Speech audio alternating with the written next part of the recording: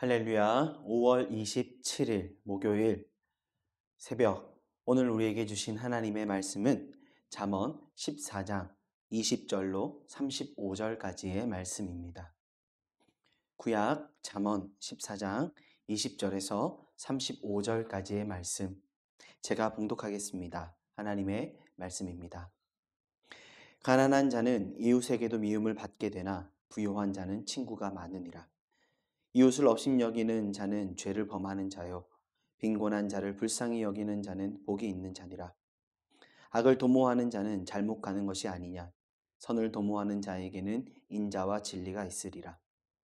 모든 수고에는 이익이 있어도 입술의 말은 궁핍을 이룰 뿐이니라. 지혜로운 자의 재물은 그의 면류관이요, 미련한 자의 소유는 다만 미련한 것이니라. 진실한 증인은 사람의 생명을 구원하여도 거짓말을 뱉는 사람은 속이느니라. 여호와를 경외하는 자에게는 견고한 의뢰가 있나니 그 자녀들에게 피난처가 있으리라. 여호와를 경외하는 것은 생명의 샘이니 사망의 그물에서 벗어나게 하느니라. 백성이 많은 것은 왕의 영광이요, 백성이 적은 것은 주권자의 패망이니라. 노하기를 더디하는 자는 크게 명철하여도 마음이 조급한 자는 어리석음을 나타내느니라. 평온한 마음은 육신의 생명이나 시기는 뼈를 썩게 하느니라.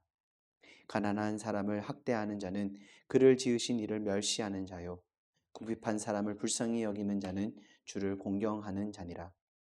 악인은 그의 환난에 엎드러져도 의인은 그의 죽음에도 소망이 있느니라.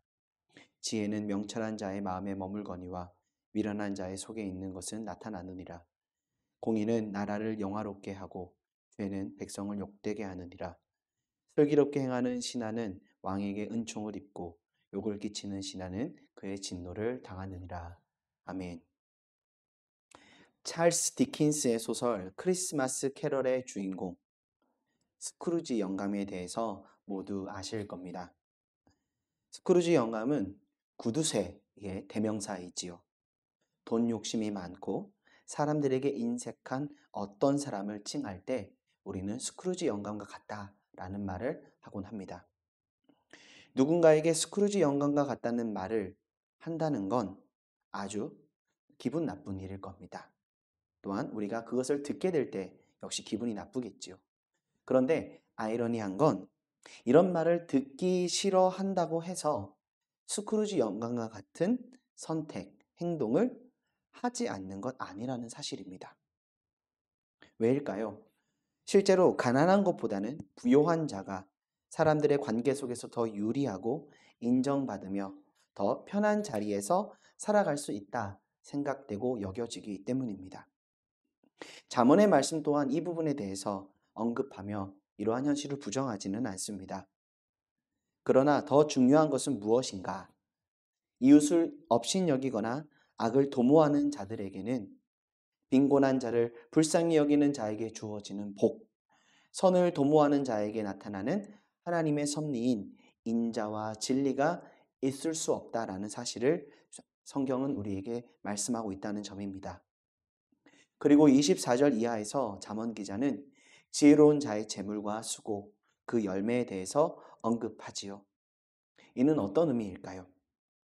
정작 아무리 물질적인 가치가 많고 그것을 인정받고 이를 통해 친구가 많다고 하더라도 그 삶이 악을 멀리하고 이웃을 진실로 사랑하는 삶으로 나아가지 않는다면 그 삶은 하나님의 은총에서 멀어진 삶이요, 이는 곧 지혜로운 자의 걸음이 아니다라는 사실을 증거하고 있는 것이죠. 그렇다면 잠언 기자가 우리에게 전해주고자 하는 지혜자의 모습은 무엇입니까? 25절의 말씀입니다.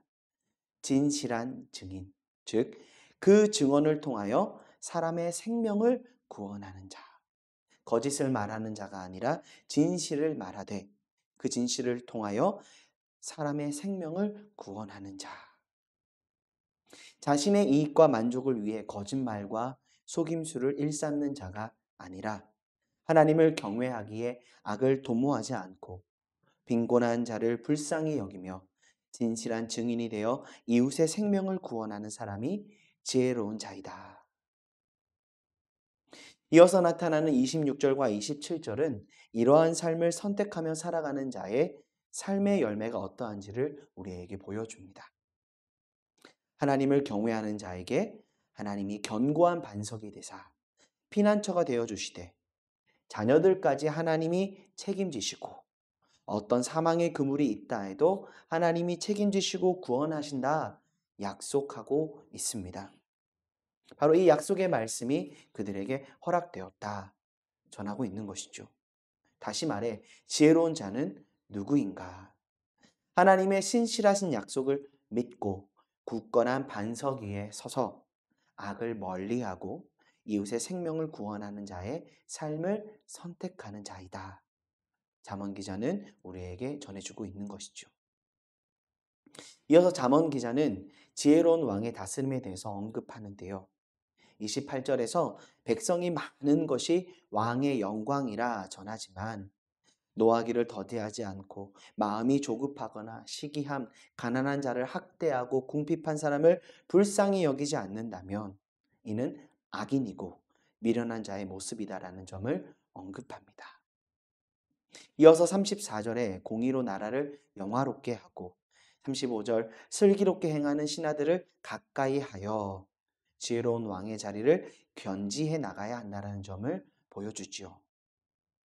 이는 앞에서 언급했던 지혜로운 자의 모습과 동일한 주제가 반복되고 있는 것을 보게 됩니다. 왕이라고 해서 다르지 않다는 겁니다. 단적인 예로 북이스라엘의 현실을 생각해 보겠습니다. 여로보암 2세 당시 북이스라엘은 이전에도 이후에도 없던 경제적, 정치적 풍요와 평안함을 누렸습니다. 또한 가장 넓은 땅을 통치할 수 있었던 시대였지요. 그러나 성경은 여로보암 2세 당시의 현실이 북이스라엘이 멸망할 수밖에 없었던 단적인 모습이었다라는 점을 전해줍니다. 하나님은 선지자들을 보내 그들에게 돌아오라, 돌아오라 수도 없이 외쳤던 시기이기도 하지요. 이 당시 가장 큰 영적 죄악은 우상숭배였습니다. 그들은 하나님의 부르심이 간절할수록 더욱 우상숭배의 자리로 나아갔었지요. 즉, 그 당시 정치적, 경제적 풍요가 도리어 그들을 미련한 자의 모습으로 나아가게 했던 것입니다. 그러나 가장 큰 이 당시의 영적인 현실이 드러난 단적인 그 나라의 상황은 어떠했는가? 빈부격차의 극심함, 힘과 권력, 물력이 있는 자들이 자신들의 배를 채우기에 바빴고 이를 위해 약한 자들을 희생시키고 그들의 것을 빼앗고 자신들의 배를 채우는 것에 급급했었습니다. 그리고 정치적 안정을 위해 왕권은 이들의 눈치를 보기에 바빴었다라는 것이죠. 그렇게 그 땅에는 하나님의 정의도 공의도 존재하지 않았으며 긍휼과 자비는 그 나라의 영광과 부유함에 가려져 짓밟혀 가고 있었을 뿐이었습니다. 이 얼마나 어리석은 모습입니까? 자신의 영광과 성취에 취해 사람들의 인정과 박수에 속아 정작 백성들의 고통과 아픔, 자신과 나라에 임하게 될 심판의 결국을 알지 못하니 이 자체가 욕을 끼치는 신하의 모습 그 자체가 아니었겠습니까? 오늘 잠언 말씀은 우리가 살아가는 현실의 모습을 부정하지 않습니다. 부요함과 영광을 누리는 삶, 이것이 가지는 분명한 유익과 가치에 대해서 언급하지요. 그러나 참된 지혜자는 누구인가?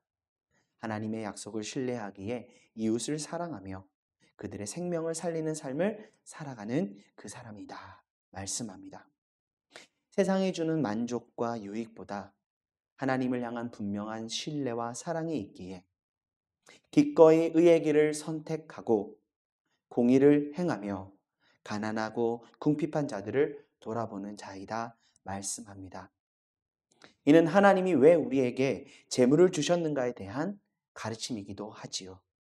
하나님은 재물을 통해 나의 만족과 유익을 넘어 하나님의 뜻과 사랑의 역사를 이루는 도구로 사용하게 하시기 위해서 우리에게 재물을 주셨습니다.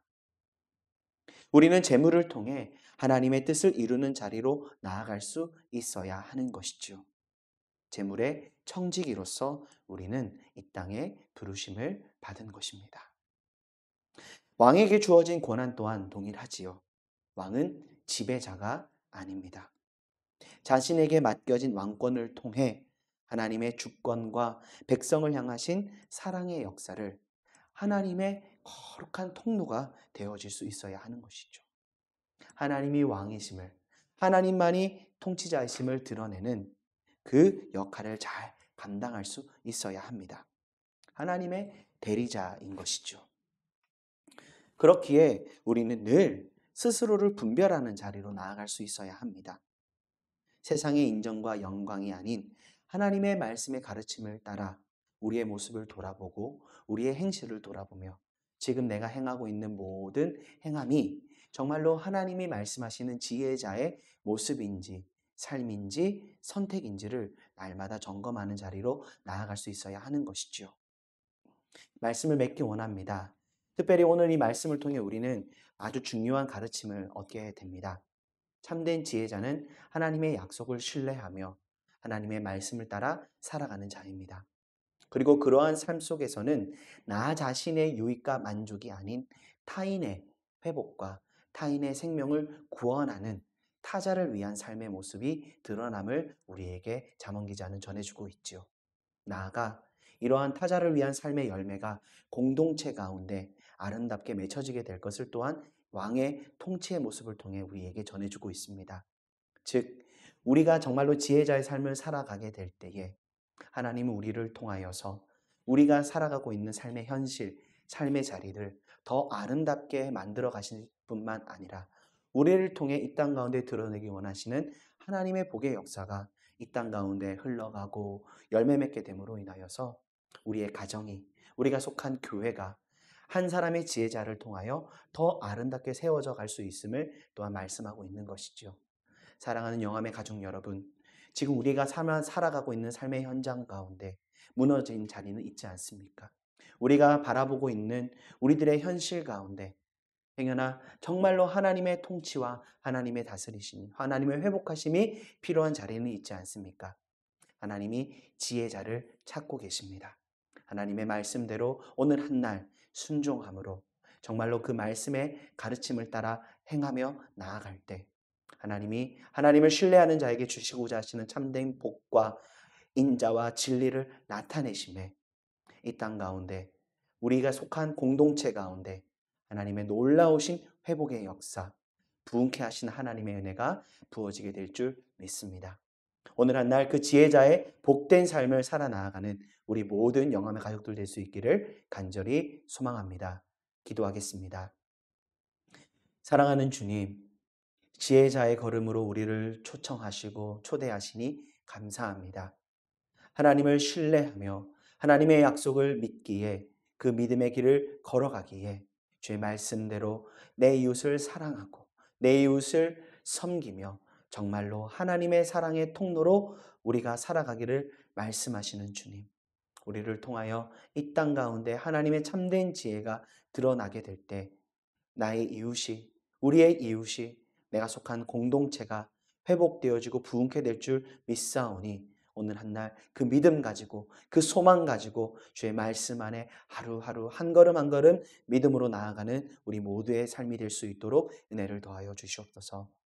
우리 가운데 임마누엘로 거하시는 성령님, 가르치시고 지도하시고 조명하여 주셔서 악의 길로 나아가는 것이 아니라 악을 경계하며 하나님의 지혜자로서 이 땅을 살아갈 수 있도록 주님 주의 백성들을 붙드시고 은혜를 더하여 주시옵소서.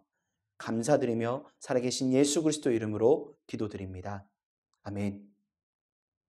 오늘 하루 승리하십시오.